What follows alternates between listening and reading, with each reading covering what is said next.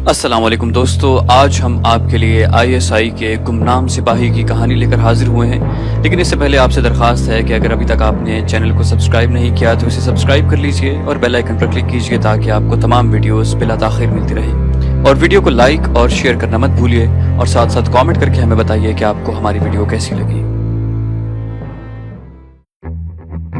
حامد تیز تیز قدموں سے اپنے سرکاری کوارٹر کی طرف رواں دواں تھا۔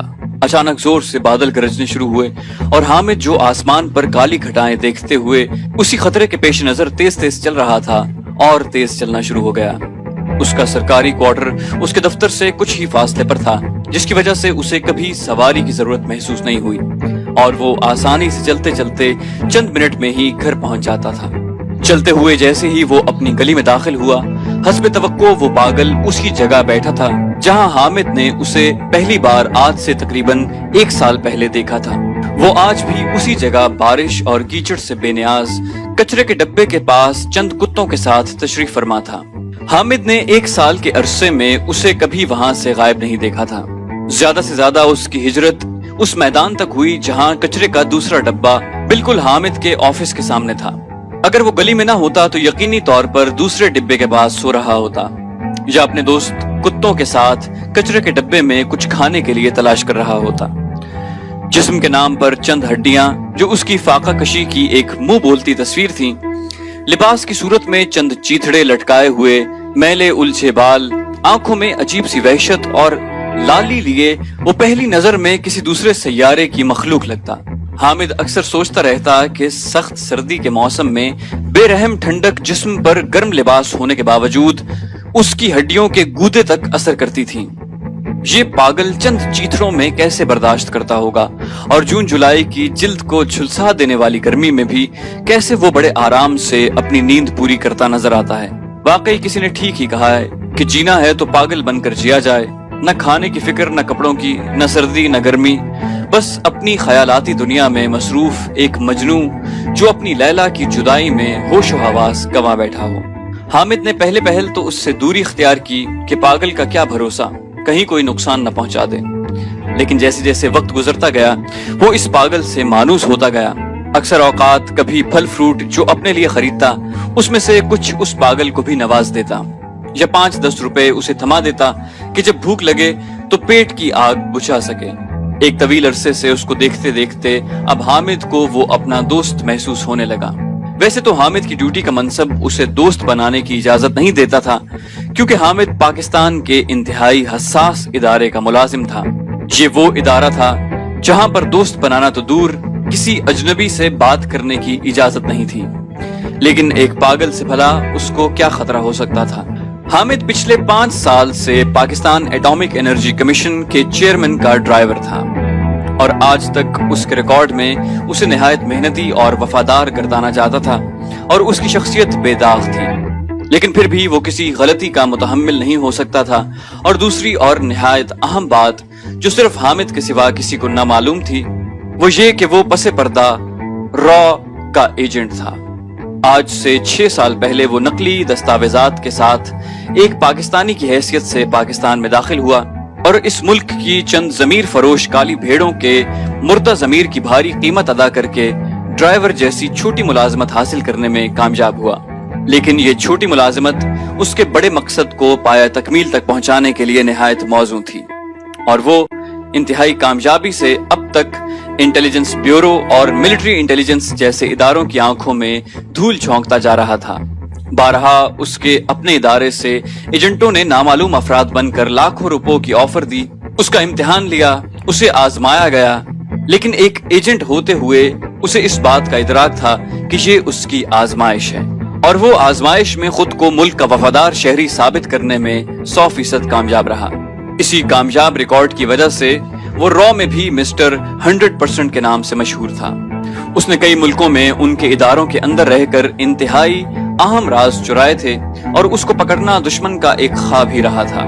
اسی ریکارڈ کو مد نظر رکھتے ہوئے اسے دشمن ملک کے ایٹمی ہتھیاروں کی معلومات اور ان کی ایٹمی تنصیبات کا نقشہ چرانے کے لیے منتخب کیا گیا، اور ہمیشہ کی طرح اس بار بھی وہ کامیابی کے بالکل نزدیک تھا، کیونکہ آج صبح اسے ایک دوسرے ایجنٹ کے ذریعے جو نزدیکی میڈیکل سٹور پر بطور سیلز مین کام کرتا تھا लेकिन हकीकत में रॉ का एक इन्फॉर्मर था। मैसेज भेजा गया कि आपकी दवाई आ चुकी है, ले जाएं, जिसका मतलब था कि मतलूबा दस्तावेजात ऑफिस में मौजूद हैं, उड़ा लो।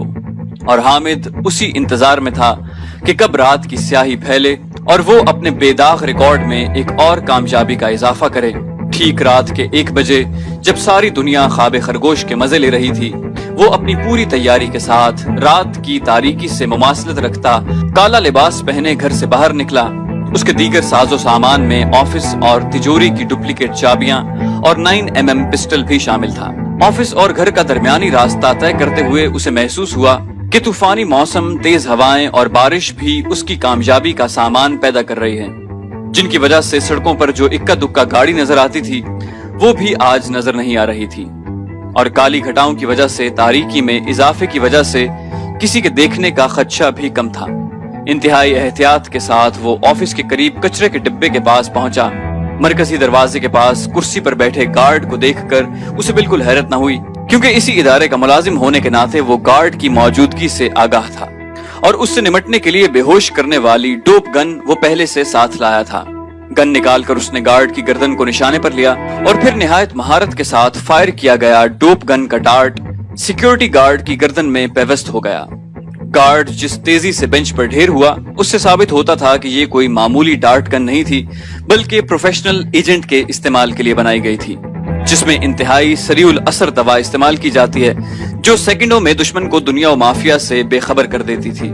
और इंतहाई बारीक सुई होने की वजह से होश में आने के बाद कोई तकलीफ न होने से मुतासिरा शख्स सिर्फ ये महसूस करता कि शायद वो गहरी नींद सो गया था। गार्ड को बेहोश करने के बाद उसने गार्ड के पास जाकर उसकी गर्दन से सुई निकाली और गार्ड को इस तरीके से बिठाया कि देखने वाला समझे कि वो बैठे बैठे सो गया हो। अब अगला मरहला सिक्योरिटी कैमरे की आंख से बचने का था और उसे इस बात का इदराक था कि बिजली बंद होने के फौरन बाद जनरेटर ऑटोमेटिक स्टार्ट होते हैं और कैमरे दोबारा काम करना शुरू कर देते हैं। लेकिन इस दौरान कैमरे रीस्टार्ट होने के अमल की वजह से दोबारा रिकॉर्डिंग तकरीबन 1 मिनट के बाद स्टार्ट होती है और उसके लिए सिर्फ ये 1 मिनट का अरसा काफी था। दरवाजा खोलकर अंदर दाखिल होने के लिए और बिजली बंद करने के लिए वो उस बल्ब की तरफ बढ़ा जो गार्ड के बेंच के ऊपर लगा था। बल्ब उतार कर उसके ऊपर 1 रुपए का सिक्का रखने के बाद जब उसने दोबारा बल्ब को होल्डर में रख कर दबाया तो एक झमाका हुआ जिससे फ्यूज उड़ा और बिजली ऑफ हो गई। सिक्का निकालकर बल्ब दोबारा होल्डर में लगाकर वो फुर्ती से ऑफिस के दरवाजे को डुप्लीकेट चाबी से खोलकर अंदर दाखिल हुआ और चेयरमैन ऑफिस की तरफ भागने लगा। कैमरे से बचने के लिए उसके पास तकरीबन 5 सेकंड बाकी थे कि दरवाजा खोलकर चेयरमैन के कमरे में दाखिल हो गया। अंदर दाखिल होते ही उसने सुख का सांस लिया, क्योंकि जहां वो महफूज था कमरे के अंदर कैमरे नहीं थे, जहां वो इत्मीनान से अपना बाकी काम सरअंजाम दे सकता था। अब उसकी नजर तिजोरी पर थी जिसमें एटमी तंसीबात का नक्शा था, वो नक्शा जो आलम इस्लाम और पाकिस्तान के दुश्मनों की बर्बादी का ऐसा सौर था जिसे फूंकते ही उन सब के लिए एक कयामत सुगरा बर्पा हो जाती। ये एटमी हथियार सबसे बड़ा खतरा उसके अपने मुल्क के लिए थे। पाकिस्तान के एटमी हथियारों की वजह से उनकी रातों की नींद हराम हो चुकी थी, जो हर दम ये बात करते थे कि पाकिस्तान की हैसियत हमारे हाथी जैसे मुल्क के सामने एक चींटी से ज्यादा नहीं। लेकिन अब ये चींटी हाथी के कान में दाखिल हो चुकी थी और अनकरीब के हाथी का दिमाग खाना शुरू करे। इसका मरना बहुत जरूरी था। इसके मरते ही उसका मुल्क भी इस खतरे से आजाद हो जाता जो आलम कुफार की जान पर बना हुआ था कि इस्लामी जमहूरिया पाकिस्तान पहली इस्लामी एटमी रियासत बन गया है, जिसको उम्मत मुस्लिमा इस्लाम का कला कहती है। ये कला दुश्मनाने इस्लाम की आंखों में खटक रहा था और आज वो कले की मजबूत फसीलों को तोड़ने आया था। वो सोच रहा था कि इस कारनामे के बाद इसका नाम हिंदुस्तान की तारीख में हमेशा सुनहरी अल्फाज में लिखा जाएगा। जब जब दुश्मन को जिक पहुंचाने की बात होगी उसका नाम सरे फहरिस्त होगा। ये सोचते सोचते उसने तिजोरी की डुप्लीकेट चाबी से तिजोरी को खोला और एटमी तंसीबात वाली फाइल जिस पर टॉप सीक्रेट लिखा हुआ था उसके अंदर मौजूद नक्शे और दिफाई मालूमात को तस्वीरों की शक्ल में अपने डिजिटल कैमरे की आंख में महफूज करने लगा। एक पेशावर मुसव्विर की तरह हर जाविये से तस्वीरें उतारने के बाद उसने फाइलें वापस रखी और तिजोरी को दोबारा बंद किया और बाहर निकलने की तैयारी करने लगा। दोबारा बिजली बंद करने के लिए उसने चेयरमैन के रूम से अटैच बाथरूम का बल्ब सिक्के के साथ फ्यूज उड़ाने के लिए इस्तेमाल किया और पहले की तरह इस बार भी शॉर्ट सर्किट ब्रेकर की वजह से जनरेटर बंद हो गया। अब जनरेटर दोबारा ऑटोमेटिक स्टार्ट होने में 2 मिनट का टाइम था और इन 2 मिनट्स में वो इस इमारत से आसानी बाहर निकल सकता था। किसी को कानो कान खबर न होती कि कोई इस मुल्क की तबाही का सामान अपने साथ लेकर निकलने में कामयाब हो चुका है। भागते हुए उसने चेयरमैन ऑफिस और मरकजी दरवाजे का रास्ता तय किया। बाहर निकलकर ऑफिस के दरवाजे को ताला लगाते हुए दिल ही दिल में हंसने लगा कि कितनी आसानी से वो कामयाब हुआ था। इतनी अहम दस्तावेजात चुराने में जिसको चुराने के लिए उसे यानी मिस्टर 100% जैसे तजुर्बाकार और जीरक एजेंट को मुंतखब किया गया था, ये काम तो कोई भी मामूली एजेंट आसानी से कर लेता। ताला लगाने के बाद वो जैसे ही पलटा, उस पागल को अपने ऐन पीछे खड़ा देखकर घबरा गया। उसके पैरों तले जमीन निकल गई। उसे अच्छी तरह याद था कि बाहर निकलते हुए उसने बड़ी एहतियात से चारों तरफ नजर दौड़ाई थी। उसे कोई आदमजात तो क्या, कोई जानवर तक दिखाई न दिया। ऐसे में ये पागल एक भूत की मानिंद उसके ऐन पीछे नमूदार कैसे हुआ? उसका हैरान होना फितरी था। फिर अचानक उसे ख्याल आया शायद ये पागल उसे देखकर पेट के हाथों मजबूर होकर उसके पीछे आया है, कुछ पैसे मिलने की आस में जिनसे वो पेट की आग बुझा सके। उसने सोचा कि इस पागल को तो मैं कितने अरसे से वहां देख रहा था, भला मैं उसको देखकर क्यों घबरा गया? इससे भला क्या खतरा हो सकता था? ये सोचकर उसने अपनी जेब से चंद रुपए निकालकर पागल की तरफ बढ़ाए, लेकिन पागल का रद्द अमल समझा रहा था कि दाल में कुछ काला है, क्योंकि उस पागल की पूरी तवज्जो उस कैमरे की तरफ मरकूज थी जिसमें एटमी तंसीबात की तस्वीरें थी। वो कैमरे को पथराई नजरों से देखे जा रहा था। अचानक उसके दिमाग में खतरे का अलार्म बजना शुरू हो गया। नहीं, ये पागल नहीं है। इसका कैमरे को देखने का अंदाज बता रहा है कि इसे कैमरे के अंदर छुपे राज का इल्म है। लेकिन हामिद ने अपने दिमाग के अलार्म को नजरअंदाज करते हुए पैसों में चंद नोटों का इजाफा करके दोबारा उसकी तरफ बढ़ाए। लेकिन अब की बार पागल ने नोटों को नजरअंदाज करने के बजाय उन्हें पकड़कर फेंक दिया और हाथ से कैमरे की तरफ इशारा किया, जैसे कह रहा हो कि इसे नोटों की जरूरत नहीं, इस कैमरे की जरूरत है। हामिद के अंदर का सीक्रेट एजेंट एकदम बेदार हुआ और उसने अपनी कमर के साथ बंधे होल्स्टर की तरफ हाथ बढ़ाया जिसमें उसका पिस्तौल था। लेकिन उसके पिस्तौल निकालने की हसरत ही रह गई, क्योंकि वो पागल जैसे पहले ही उसके इरादे से वाकिफ था। उसने बिजली की तेजी से उसके बढ़ते हाथ को अपनी हाथ की गिरफ्त में जकड़ लिया। अचानक हामिद दर्द से दोहरा हो गया। उसे लगा कि उसका हाथ किसी आहनी शिकंजे ने जकड़ लिया हो। उसकी आहनी गिरफ्त से हामिद को लगा कि अगर वो थोड़ी सी ताकत और इस्तेमाल करे तो वो उसकी कलाई तोड़ डालेगा। हामिद ने अपनी पूरी ताकत मुज्तमा करके कैमरा उस पागल के मुंह पर दे मारा, लेकिन उसकी हैरत की इंतहा न रही, क्योंकि पागल वैसे का वैसा उसके सामने खड़ा था। पागल की गिरफ्त या उसके चेहरे के तासुरात पर कोई असर नहीं हुआ था और पागल की नजरें गोया ये कहकर चिढ़ा रही हों कि एक बार फिर कोशिश करके देखो। अचानक हामिद ने महसूस किया कि किसी ने उसके सर पर हथौड़ा दे मारा हो, मगर वो हथौड़ा नहीं था, उस पागल का घूंसा था। उसके बाद हामिद के चिरागों में रोशनी न रही। जब हामिद को होश आया तो उसने अपने आप को बंधा हुआ पाया अपने ही कमरे में, जो उसका सरकारी क्वार्टर था, और वो पागल उसके सामने खड़ा कैमरे से तस्वीरें मिटाने में मसरूफ था।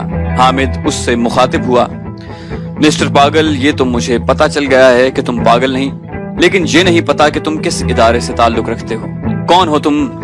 सिर्फ इतना बता दो कि मिस्टर 100% को मात देने वाला कौन है। मैं सिर्फ इतना जानना चाहता हूँ कि ये कौन सी ताकत है जिसने मेरे जैसे इंतहाई तजुर्बेकार एजेंट के बेदाग रिकॉर्ड को दागदार किया। मुझे इस बात से कोई सरोकार नहीं कि तुम मुझे जिंदा रखते हो या मार डालते हो। सिर्फ इतना बताओ कि मिस्टर 100% ने जिस हस्ती से शिकस्त खाई है वो कौन है। मेरे जानने वाले मुझे मिस्टर 100% कहते हैं। तुम्हारी पहचान क्या है? मैं रॉ का सबसे होनहार एजेंट हूँ। मुझे हराना किसी मामूली आदमी के बस की बात नहीं। मगर कौन हो तुम? Intelligence bureau, military intelligence, police, rangers या कोई आम आदमी? गैर मुतवक्के तौर पर हामिद को उस पागल की आवाज सुनाई दी कि तुम क्यों पूछ रहे हो? तुम तो मुझे अच्छी तरह जानते हो, मैं एक पागल ही हूँ। मैं वो पागल हूँ जो अपने वतन की मोहब्बत में पागल हुआ है, जिसे सिर्फ और सिर्फ अपने वतन से दीवानगी की हद तक मोहब्बत है। मैं वो पागल हूँ जो अपनी महबूबा की तरफ आंख उठाने वालों को अपनी दीवानगी के समंदर में बहाकर गर्क कर दूं। میں وہ پاگل ہوں جو اپنے محبوب وطن کی طرف دیکھنے والوں کو اپنے پاگل عشق کی آگ میں جلا کر راکھ کر دوں۔ میں وہ پاگل ہوں جسے وطن کی محبت میں نہ سردی محسوس ہوتی ہے نہ گرمی، نہ لذیذ کھانے کی طلب نہ اچھے کپڑوں کی، نہ بہادری کے میڈل نہ کوئی سرکاری مراعات، نہ بیوی بچوں کا پیار نہ ماں باپ کی شفقت، نہ دوستوں کی محفل نہ پیسے کی طلب۔ مجھے ان سے کوئی سروکار نہیں، میری صرف اتنی خواہش ہے کہ جب میں وطن کی حفاظت کرتے شہید ہوں تو میرا ضمیر مجھے شاباشی دے اور میرے ہونٹوں پر مسکراہٹ ہو اور میرا نام ان پاگلوں کی فہرست میں لکھا جائے جنہوں نے اپنے وطن کے لیے اپنی جان قربان کی۔ میں وہ مجنوں ہوں جس کی لیلا اس کا وطن ہے۔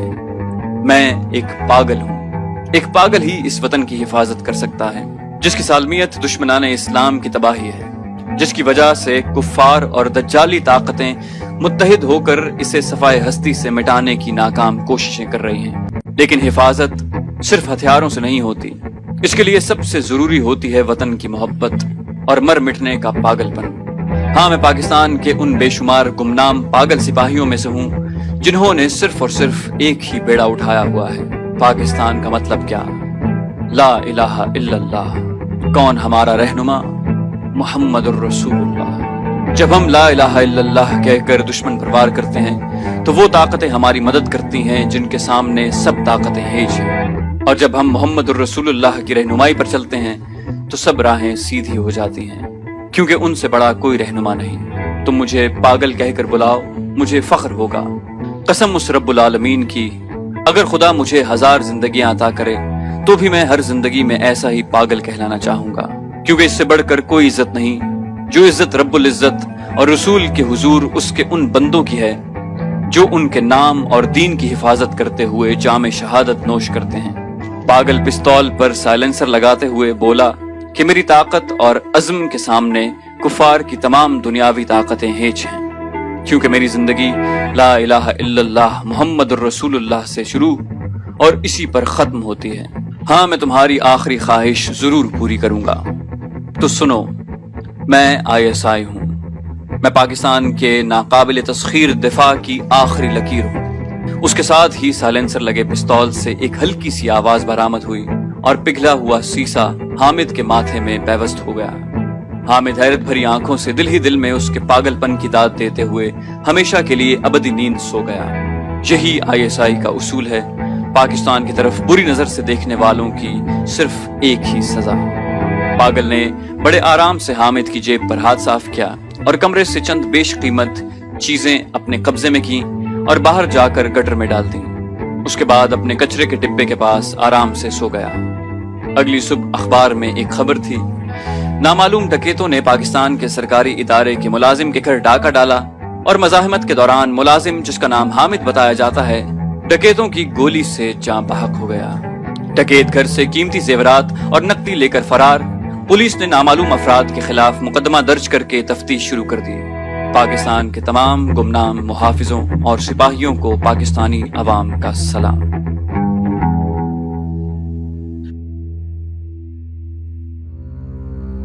تو دوستو، یہ تھی ہماری آج کی ویڈیو۔ امید کرتے ہیں آپ کو ہماری ویڈیو پسند آئی ہوگی۔ جانے سے پہلے اس ویڈیو کو لائک اور شیئر کیجیے، اور اگر ابھی تک آپ نے چینل کو سبسکرائب نہیں کیا تو اسے سبسکرائب کیجیے اور بیل آئیکن پر کلک کیجیے تاکہ آپ کو تمام ویڈیوز بلا تاخیر ملتی رہیں، اور ساتھ ساتھ کامنٹ کر کے ہمیں بتائیے کہ آپ کو ویڈیو کیسی لگی۔